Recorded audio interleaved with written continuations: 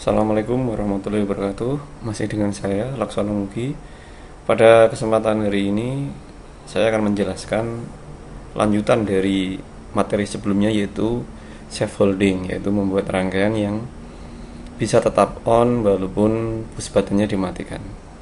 Pada kesempatan sekarang kita lanjutkan, yaitu penerapan dari scaffolding yang kebanyakan digunakan di industri, yaitu untuk mengontrol motor untuk balik putar misalkan.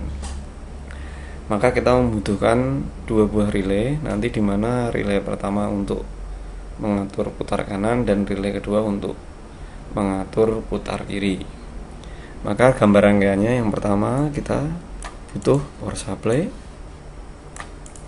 kemudian relay itu sendiri, kemudian push button on, push button off,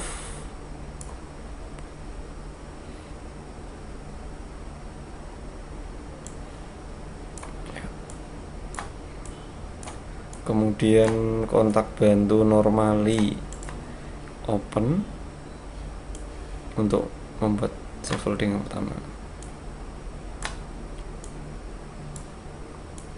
Ya, ini kita sambung. Ini adalah rangkaian pengunci dasarnya.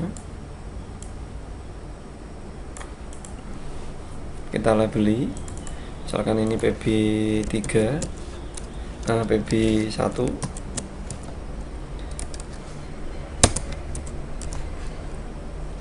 atau kita mulai dari ini PB2, kemudian ini C1, maka ini harus dikasih label yang sama supaya nanti bisa mengunci.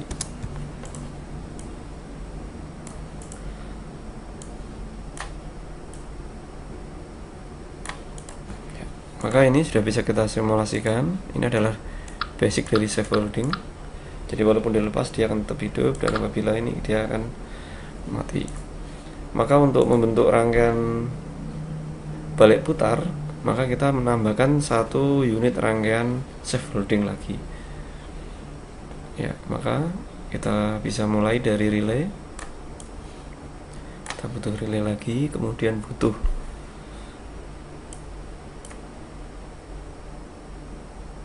push button yang kedua, kemudian butuh rangkaian pengunci yang kedua.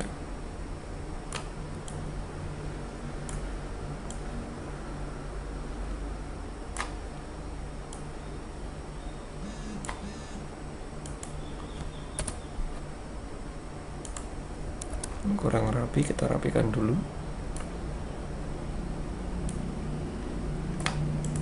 Kita ulangi.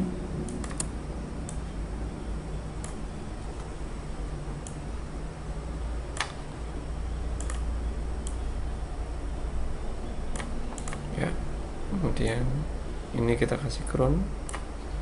Nah, sekarang kita labeli untuk kontaktor yang kedua, yaitu C2. Ini kita kasih label untuk push button 3. Kemudian ini C2. Maka sekarang rangkaian apabila dijalankan, maka ini C1 nyala, ini C2 nyala. Nah, ini kalau untuk rangkaian balik putar, maka hanya boleh salah satu yang bekerja. Kalau C1 bekerja, berarti C2 tidak boleh bekerja, dan apabila C2 bekerja, C1 tidak boleh bekerja. Maka solusinya adalah kita menambahkan kontak normally close di sini. Ya, ini brake switch.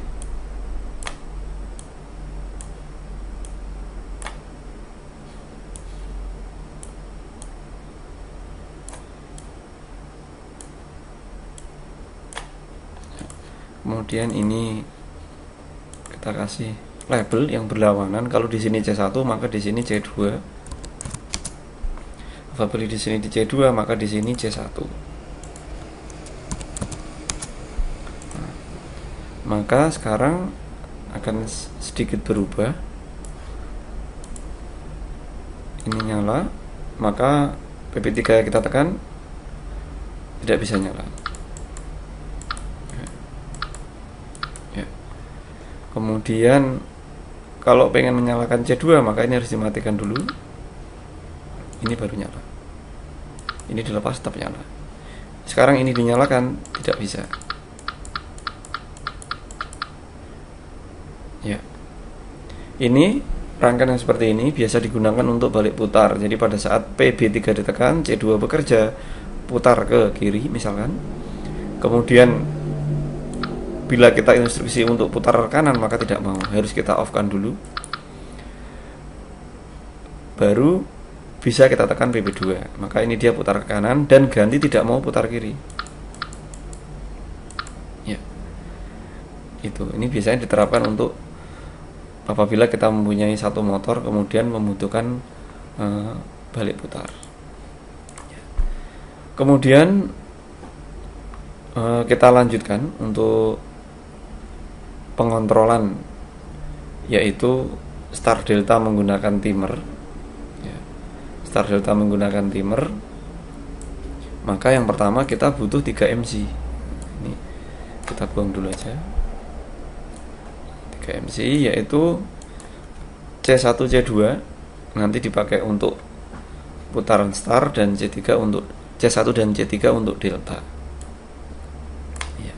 Maka di sini saya perkenalkan komponen tambahan untuk mengatur perubahan dari start ke delta. Kita bisa menggunakan timer. Ini timer yang delay on, jadi menunda waktu on. Nah, maka timer di sini nanti tugasnya adalah mengatur berapa lama C2 ini hidup.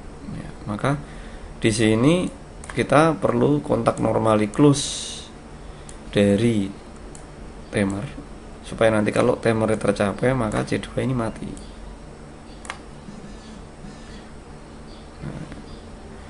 Kemudian kita sementara ini dulu kita coba.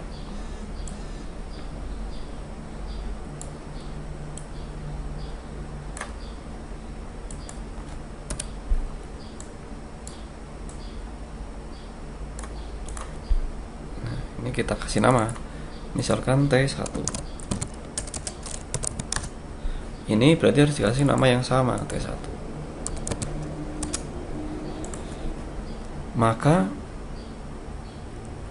apabila kita jalankan maka ini berarti ada sedikit sambungan yang tidak perlu dipastikan. Oke, tekan. Bentar. Sorry, maaf ini ada yang keliru. Karena di sini masih ada C2. Ya. Oke, sekarang kita lihat.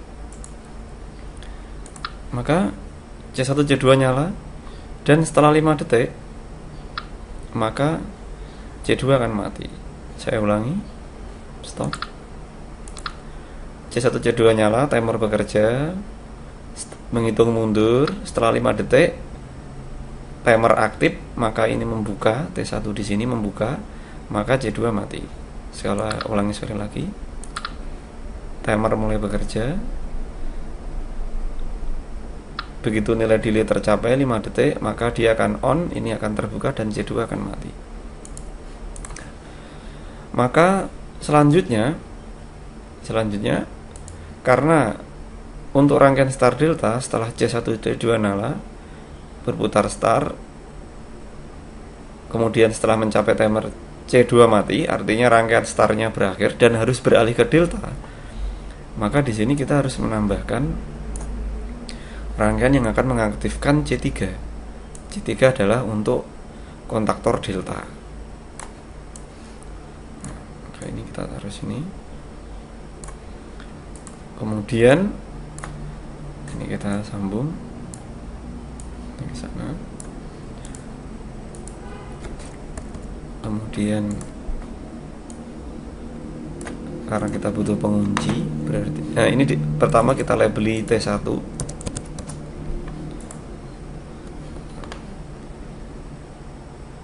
Nah ini kita bisa lihat sekarang perubahannya. Timer bekerja, timer tercapai, C2 mati dan C3 nyala. Berarti kalau kita ulangi, C1 C2 nyala berarti start, kemudian setelah 5 detik C2 mati, C3 yang menyala ya. Sehingga C1 C3 hidup, motor berputar delta ya, itu. Cuman ini rangkaian masih sangat standar, jadi perlu ada sistem proteksi. Yang pertama adalah C3 ini ya, baru bisa menyala kalau C2 sudah mati. Maka di sini kita tambah syarat. Syaratnya berarti adalah kontak normally close. Kontak normally close dari C2. Jadi kalau C2-nya betul-betul mati, baru C3 hidup. Kita coba.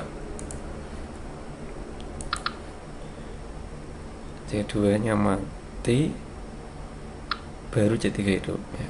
Kenapa? Karena antara C2 dan C3, apabila kita lihat rangkaian daya pada materi sebelumnya, bahwa C2 ini tugasnya adalah menghubungkan kaki motor ZXY, sedangkan C3 berfungsi untuk mengaliri ZXY, sehingga apabila ini sempat bersamaan, maka pasti akan terjadi konslet. Sehingga kita tambahkan di sini normally close dari C2 supaya C2 ini betul-betul mati, baru C3 hidup. Seperti itu. Kita coba. C1 C2 start. Setelah 5 detik C1 C3 delta. Di sini masih perlu disempurnakan lagi, yaitu adalah timer.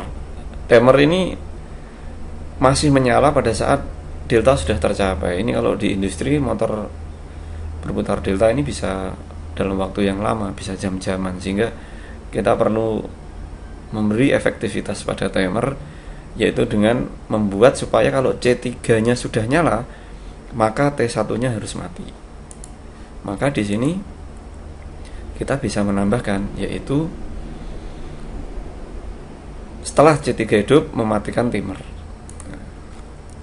Maka di sini bisa kita tambahkan kontak normally close dari C3 untuk timer.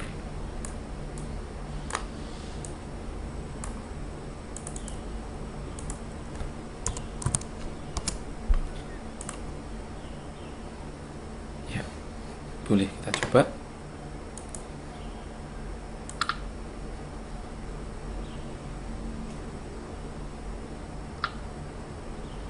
Nah, ini terjadi. Jadi belum sempat C3-nya ini hidup,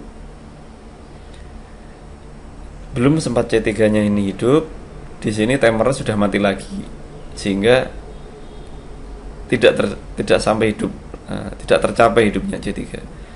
Maka kita perlu menambahkan pertama pengunci. Di sini kita tambahkan pengunci dari C3.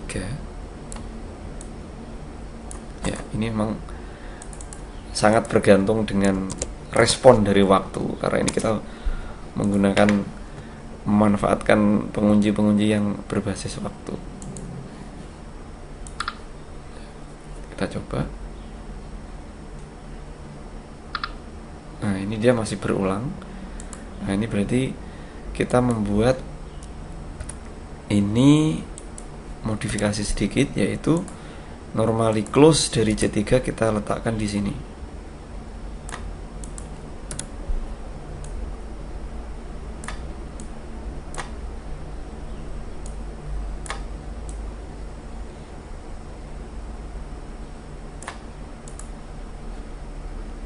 Kemudian timernya ngambil dari sini.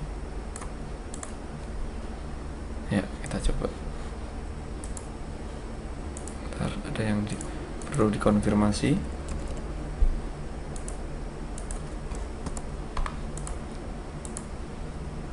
Bentar.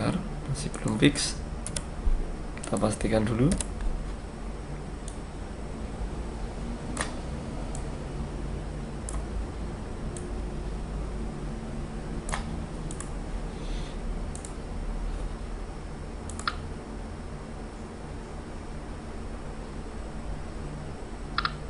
Nah, sekarang. Jadi kita stop, kita start, C1 C2 start setelah 5 detik,